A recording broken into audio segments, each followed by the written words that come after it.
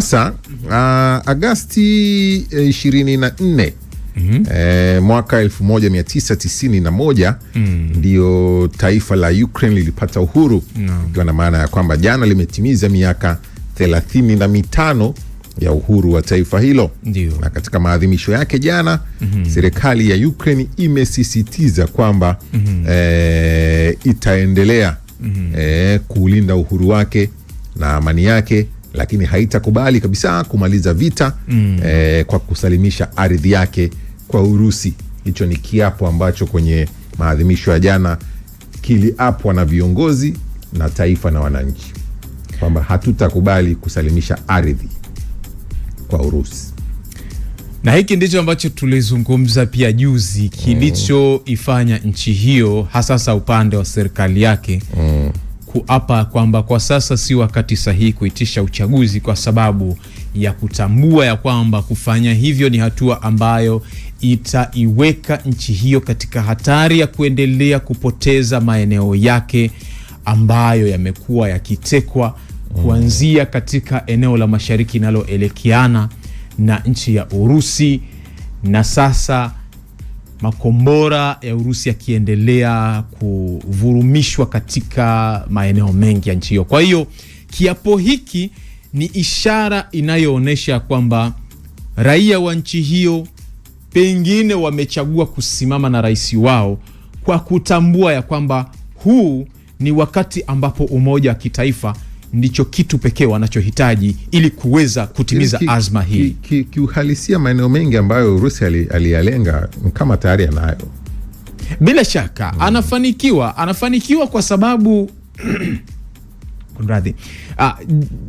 jana nilizungumza hapa kwamba washirika wengi wa Ukraine kwa siku za karibuni waliahidi zaidi ya euro bilioni 20, lakini hata katika sherehe za uhuru jana unaona wakiongozwa na waziri mkuu wa Uingereza wa sasa Andy Burnham walicommit kwamba zitakuja euro bilioni 6 kwa hatua ya awali, na haieleweki kwamba hizo euro bilioni 6 ni mpaka kufikia lini zitakuwa zimekuwa delivered kwa Ukraine. Kwa hiyo Ukraine inaendelea kupoteza maeneo kwa sababu ya kwanza uhaba wa silaha umekuwa mkubwa sana, lakini pili fedha imekuwa changamoto kwa sababu washirika wake katika Umoja wa Ulaya na NATO waliahidi fedha hizo nilizozitaja, lakini mpaka sasa hivi hazijaja katika kiwango cha kuifanya nchi hiyo kuendelea kujiimarisha katika uzalishaji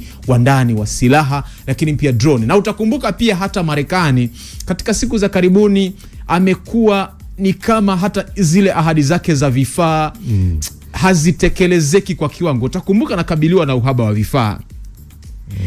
Na ndio maana baadhi ya wachambuzi tunakubaliana kwamba hata kampeni yake katika nchi ya Iran imesitishwa kwa wimbi la 14 la mashambulizi na 15 na kuendelea kwa sababu ya uhaba huo. Kwa hiyo Ukraine nayo imejikuta kwa sababu ya uhaba huo ambao Marekani anakabiliana nao, anapungukiwa silaha, jambo ambalo limeathiri sana mashambulizi yake ambayo alikuwa akifanya katika nchi ya Urusi. Kwa hiyo ni vita ambayo unaweza kusema kwa siku za karibuni, tuweke vizuri hapa haya mambo, kwa siku za karibuni imeonekana mzani kuelemea kwa Ukraine sana katika kupoteza sehemu kubwa ya maeneo yake, lakini pia kuendelea kudumaa katika habari ya kujiwezesha hasa katika uzalishaji wa silaha nyingi zaidi. Ndio maana unaona ziara za Volodymyr Zelensky Marekani, lakini pia katika mataifa mbali ya Ulaya kujaribu kuzirai nchi hizo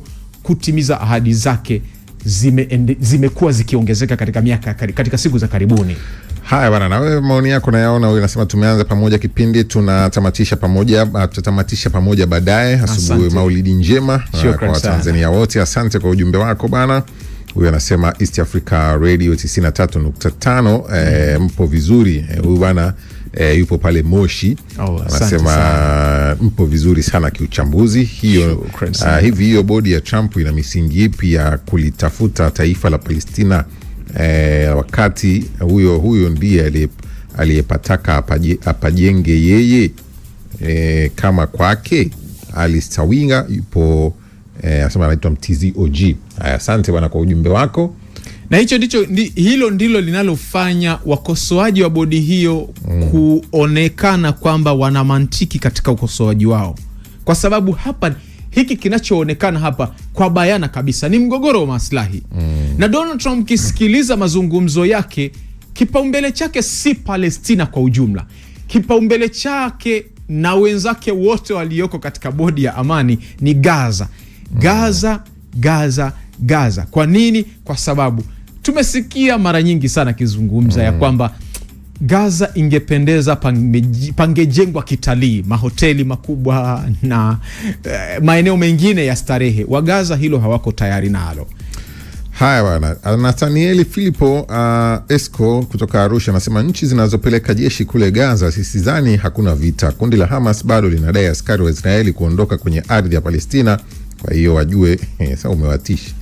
Kwa hiyo wajue kurudisha majeneza. Hapana, pengine lugha aliyotumia, lakini ukija kwenye uhalisia wenyewe, Hamas na IDF kwa maana ya jeshi la Israeli wameendelea kuwa katika msuguano, wakati IDF ikisisitiza kwamba itaondoka Gaza pale tu ambapo Hamasi kwa 100% itakuwa imenyang'anywa silaha zake. Hamasi inasema haya mambo yanatakiwa kwenda sambamba kulingana na makubaliano ya mwezi Oktoba mwaka 2025.